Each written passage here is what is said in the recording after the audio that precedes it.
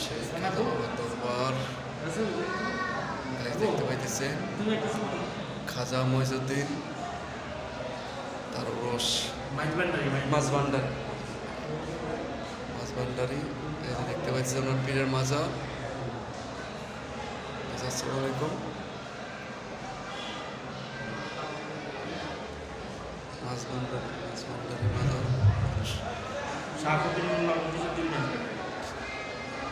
আমি একবার ওই যে খাজা বাবার দরবারে গেছিলাম, আরে ভাই টাকা খালি মানছে দুই হাতে সিটে মাথা তো ঢুকতে দেয় না, ওই লোহার শিকল দিয়া, মানে শিকল দেওয়া আছে, ওই শিকল দিয়ে সব কিছু করে